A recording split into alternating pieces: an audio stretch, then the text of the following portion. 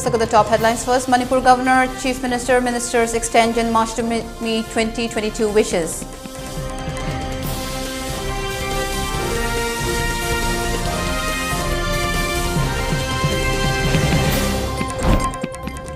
Defence Minister Rajnath Singh inaugurated Manipur Leg Durand Cup Narrow Kabi Trow in Imphal Derby.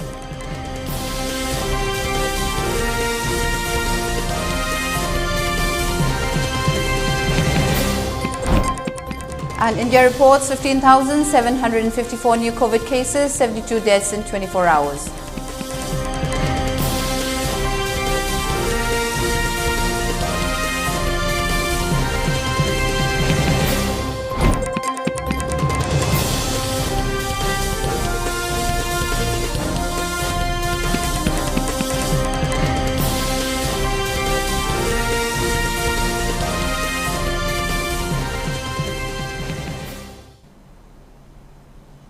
Hello and good afternoon. Welcome to ELITETV English News. I'm Utpala. Before giving you the news, we request you to follow the SOP given by the government.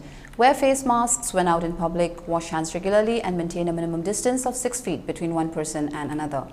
ELITETV requests you to get vaccinated in time to protect ourselves from this virus and play your part in the fight against COVID-19. Now the news in detail.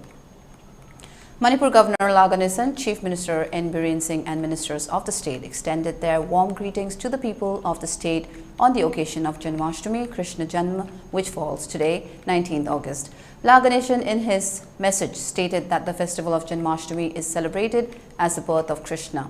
It also signifies the divine richness of Karma Yoga, the way to attain spiritual heights through a ceaseless effort to achieve excellence in one's work, he added.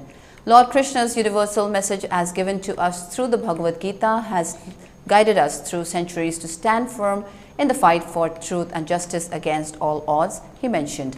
On this special occasion, the governor also invited the people to recall the teachings of Krishna and work for the promotion of peace, cooperation and mutual goodwill among all the diverse sections of the state.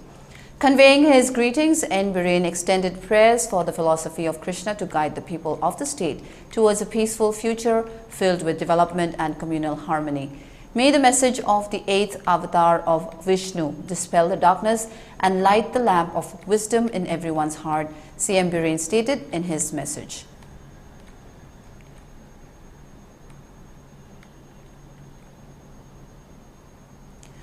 A tree plantation program was carried out by Center of Medical and Sales Representatives Union at Cherau Cheng, Thangmaiban on the occasion of the Golden Jubilee celebration of the Center of Medical and Sales Representatives Union CRU-NER by Imphal District Unit.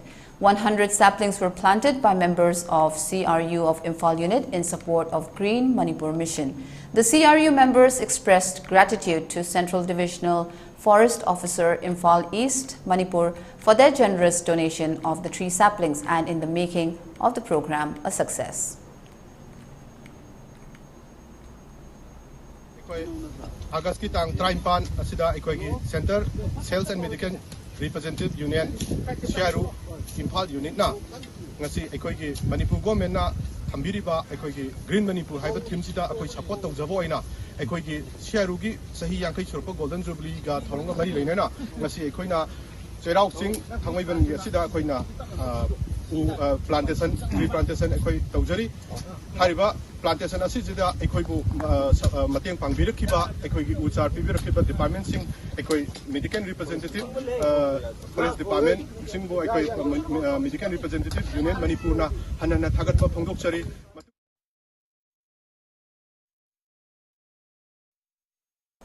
The leader of opposition in Meghalaya, Dr. Mukul Sangma, has written to the Prime Minister Narendra Modi to order an inquiry into the irregularities in the power sector in the state.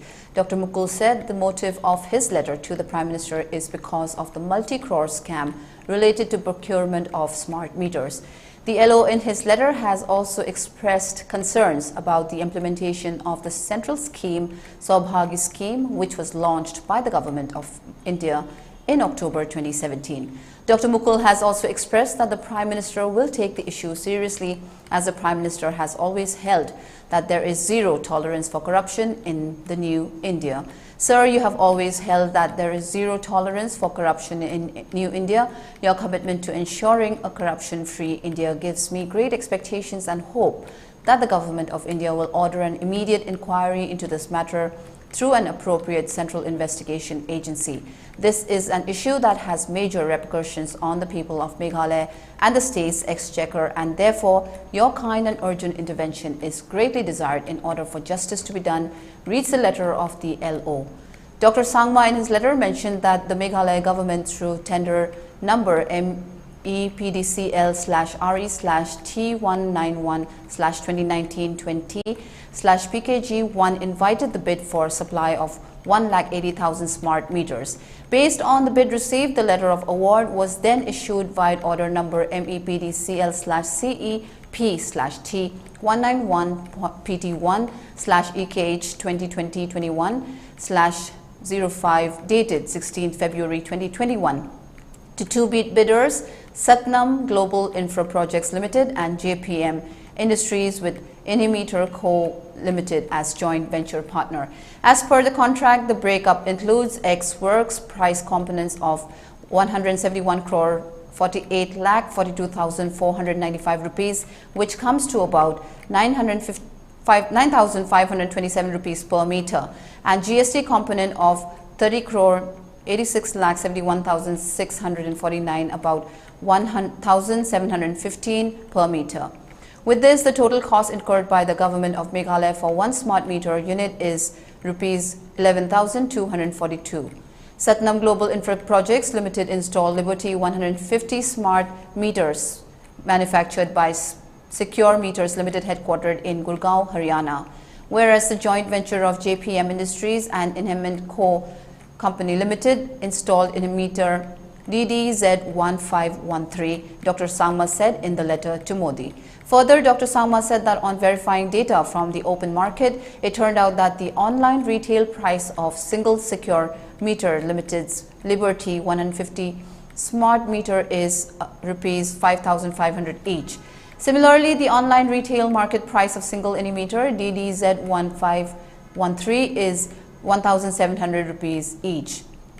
Therefore, there is a massive price discrepancy of Rs 137.55 crore between the price paid by Government of Meghalaya for these smart meters and their price in the open market, he added.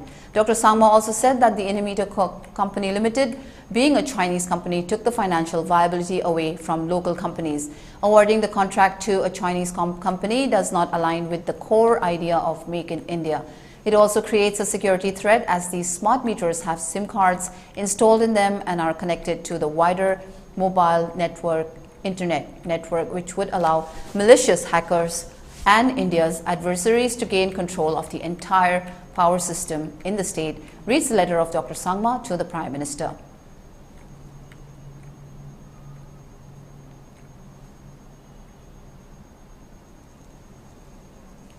Delhi NCR region is witnessing its worst bout of viral fever and COVID, with 8 out of 10 households affected in the last 30 days, a survey by local circles has revealed.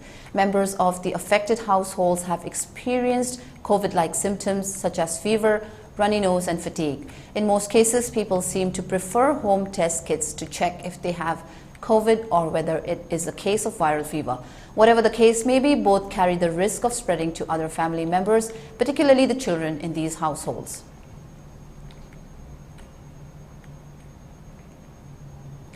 India recorded 15,754 new cases of the novel coronavirus in the past 24 hours.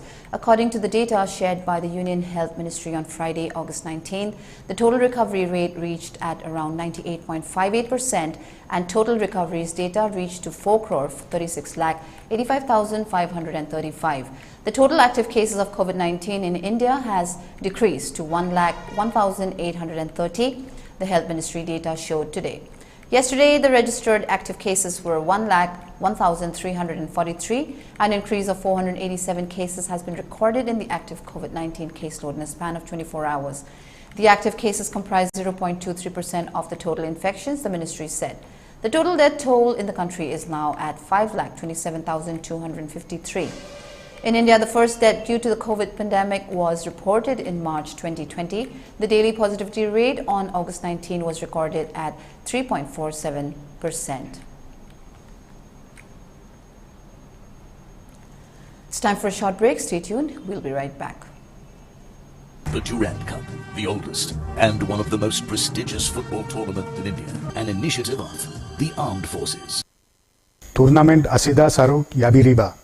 Team Singda Yaifa Pauzei Pizari Amasung Football Bu Nungsijaba Echil Enau Singna Tournament Asidu Yang Biduna Sanarong Singki Puknik Togatpiu Amsung Tournament Asibu Mai Pakhanbiu Jai Hind.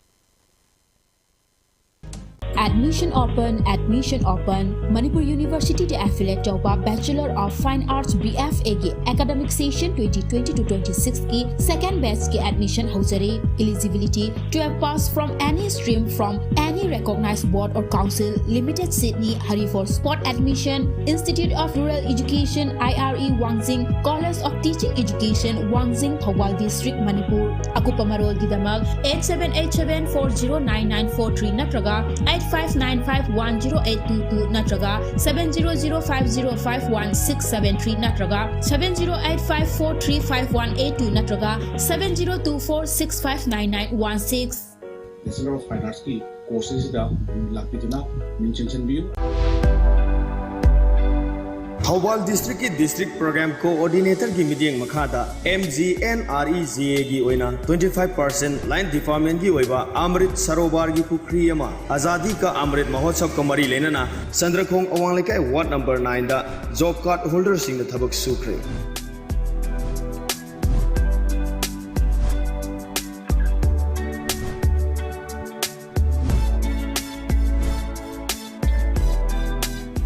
India की हुंबुद्रा मंगारक सुबा independent day का मरी लेना भारत की मचू अहुं की फिराल चिखतुना inaugurated तौखरे.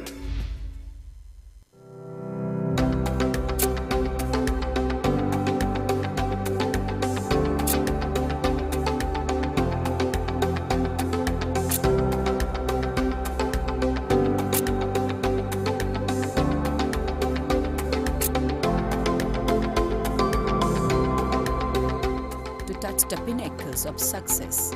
Get enrolled to one of the finest schools in Northeast India, UNACO School, Excellence in Education. Welcome back. You're watching ELITETV English News. The Central Bureau of Investigation (CBI) on Friday searched the residence of Deputy Chief Minister Manish Sisodia and 3 other public servants in connection with its probe into alleged irregularities in the Delhi excise policy, including 21 locations.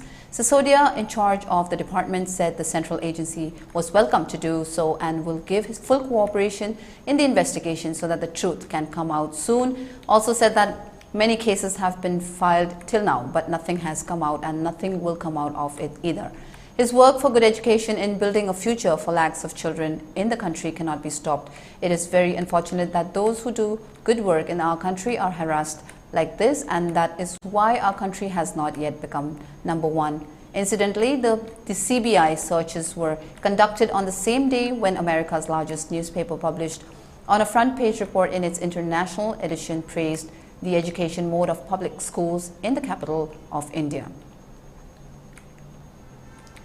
A Pakistan-sponsored online mouthpiece, Kashmir Fight for the Lashkar-backed terror outfit TRF on Thursday warned of a more intense wave of attacks targeting migrant pundits and other non-locals in Jammu and Kashmir, ostensibly in response to the Chief Electoral Officer's estimate that the ongoing summary revision of rolls could see the addition of up to 25 lakh new voters in the Union Territory.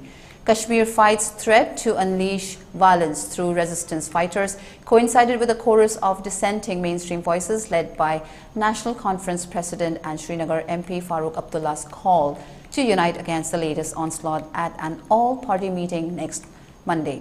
BJP is the only party to have not received an invite for the meeting. At the heart of the uproar is CEO Hirdesh Kumar's statement in Jammu on Wednesday that anyone from any part of the country ordinarily living in Jammu and Kashmir for work, education or business could now choose to get enlisted as a voter in accordance with the provisions of the Representation of the People Act 1951. Kashmir Fight, which is its previous avatar as a banned blog, was known to threaten journalists and activists in Jammu and Kashmir, claimed making stooges and traitors vote was a step towards initiating demographic change.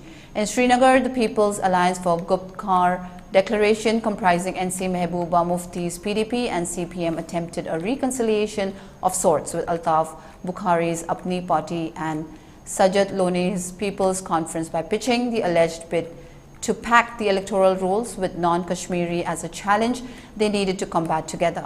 We should focus on resolution of the Kashmir issue more than polls. Our youth are being radicalized. Kashmiri Pandits are getting killed, security personnel are being shot dead, and everyone is suffering, ex-CM Mehbooba said. She claimed granting voting rights to non-Kashmiris was aimed at perpetrating a fraud in the name of elections and getting BJP fascists to run the Union Territory. They have understood after 3 years since the nullification of Article 370 that they can't otherwise break the resistance of our silent people.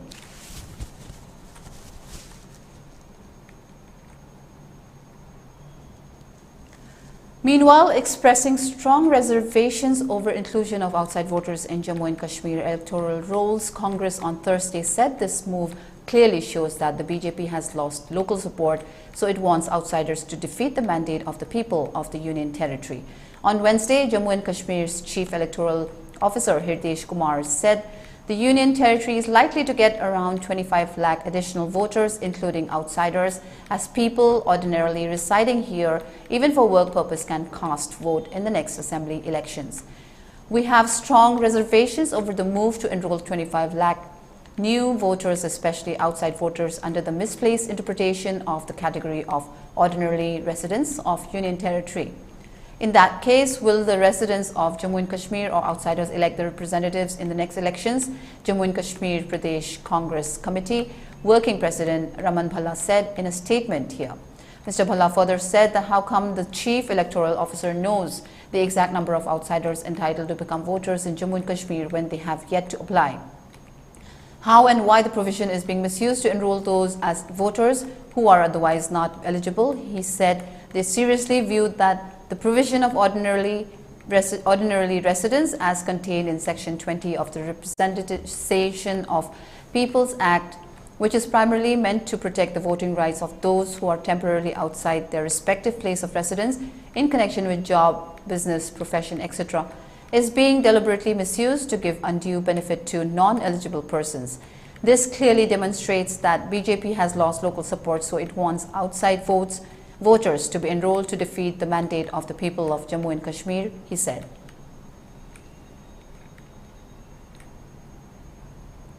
And now let's look at some international news. India-China relations are going through an extremely difficult phase because of Beijing's actions on the border, and it will be difficult to have an Asian century if the two countries don't come together, External Affairs Minister S. Jaishankar said on Thursday. Jaishankar also defended India's decision to purchase Russian oil and the country's engagement with Myanmar's junta following last year's coup in the face of what he described as double standards and criticism from far away that didn't account for India's priorities. During an interaction at Chulalongkorn University in Thailand, he said relations between China and India were largely dependent on how the two sides are able to harmonize their interests, and recalled Chinese leader Deng Xiaoping's remarks that an Asian century will happen when India and China come together. But the Asian century will be difficult to happen if India and China don't come together, and one of the big questions today is where India-China relations are going, he said. Jaishankar's remarks were in marked contrast to the Chinese leadership's assertions about a momentum of recovery in relations when the External Affairs Minister met Chinese State Councillor and Foreign Minister Wang Yi last month. Jaishankar has also repeatedly said in recent months that the overall relationship cannot be normalized without peace and tranquility in the border areas. Responding to a question on India's decision to buy Russian oil despite criticism from other countries, Jaishankar said there were different yardsticks of judgment and even double standards at times on this matter. We are not the only oil importer and there are no sanctions on oil, he said, adding that other countries and regions were being very articulate on this issue but have taken care of their own interests. I think it's reasonable that we too be allowed to take care of our interests, particularly because we are a low-income society. For us, the increase in energy prices really hurt, he said. India, the third largest consumer of energy, has snapped up discounted Russian crude in recent months. Jaishankar said on Wednesday that India's actions were aimed at ensuring the best possible deal for its citizens amid high energy prices and shortages. When people talk about what we should do or should not do, we are paying the price for this conflict in a very, very existential way, he told the audience of the university. India's concerns about energy costs, food inflation and shortages were shared by many countries in Asia and Africa, he pointed out. It's simply not fair on people who are struggling to get out of poverty to be expected to take burdens when countries with much higher per capita incomes have found ways of softening the blow on themselves, he added. India's actions, he argued, also helped bring more oil into the market and soften energy prices. India, Jaishankar said, has been clear and unambiguous about the way out in the Ukraine conflict is to return to dialogue and diplomacy. At some stage, the protagonists have to sit down and talk, he said, adding that the Indian leadership has conveyed this position to both Russia and Ukraine. The sooner you talk, the less bloodshed there is, he said, noting that despite India's efforts in this regard, a call will ultimately have to be made by the countries involved. At the same time, India has supported efforts by the UN Secretary General and Turkey to facilitate exports of wheat from Ukraine and will continue to support all efforts to end the conflict, he said. Asked whether India's engagement with Myanmar's junta was weakening ASEAN's efforts to restore democracy, Jaishankar said it was important to take into account context and background and India's status as an immediate land neighbor. India has been consistently supportive of democracy, pluralism, human rights and progress in the region, and this trend in Myanmar goes back to the 1950s and even earlier, he said. India's understanding, interests and empathy is very different from what people far away convey when they often pontificate on matters which are very different, he added. Such a relationship should not be touched by politics and interests of the day, he said, referring to India's concerns in border areas such as insurgent groups, organized crime and even the spread of COVID-19. We also have to manage our border relationship and the complexities of being a neighbor, he said. Despite the engagement with the junta, India believes Myanmar is best served by being a democracy by reflecting what are the sentiments and wishes of its people, he added. In his speech at the event, Jaishankar said India envisages a free, open, inclusive, peaceful and prosperous Indo-Pacific built on a rules-based order, transparent infrastructure investment, freedom of navigation and overflight, unimpeded lawful commerce, mutual respect for sovereignty and peaceful resolution of disputes.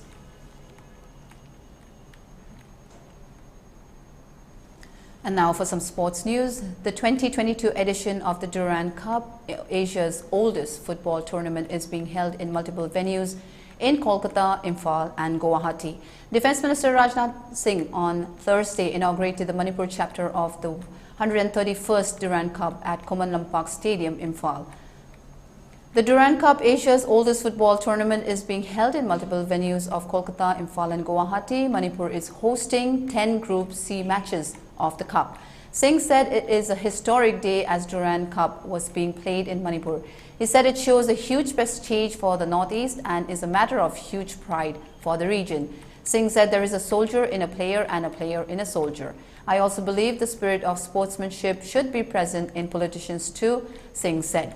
India has been able to achieve a new height in sports competition, be it Olympics, Asian Games or Commonwealth Games in the last 6 to 7 years, and prestige of the country has increased in international level, the Defence Minister said. Earlier, all attention used to be in cricket, but today attention is on sports which received less popularity, Singh said. Manipur Chief Minister N. Bireen Singh in his speech thanked the Indian Army and Tournament Authority for making it possible to hold Durand Cup matches in the state. He also expresses his profound gratitude to Defence Minister Rajnath Singh for attending the inaugural match of the Manipur edition of the tournament. Rajnath Singh is on a 2-day visit to the state. Manipur government announced half-day holiday on Thursday for all government offices and institutions, including schools and colleges, to enable employees to watch the inaugural match between two state-based teams of Neroka FC and Trau FC. Neroka FC beat local rivals Trau FC 3-1 in a Group C fixture of the Durand Cup at the Koman Lampak Stadium here on Thursday.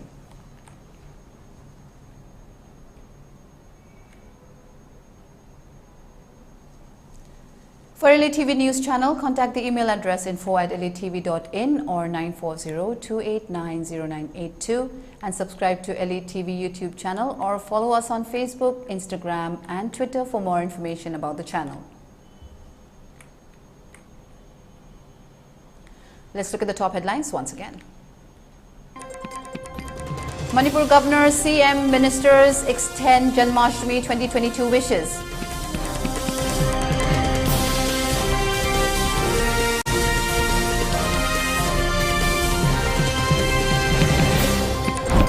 Defence Minister Rajnath Singh inaugurated Manipur leg Durand Cup. Neroka beat Trau in Imphal Derby.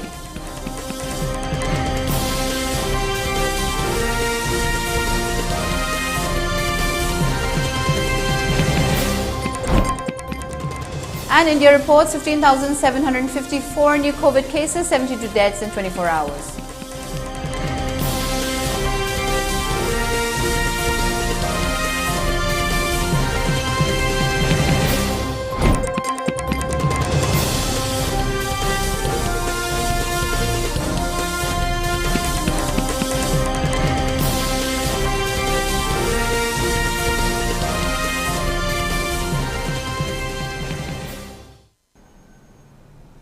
That's all for now. Do tune in at 3 p.m. for more news updates in English. Thank you for watching ELITETV English News. Stay safe and have a great day.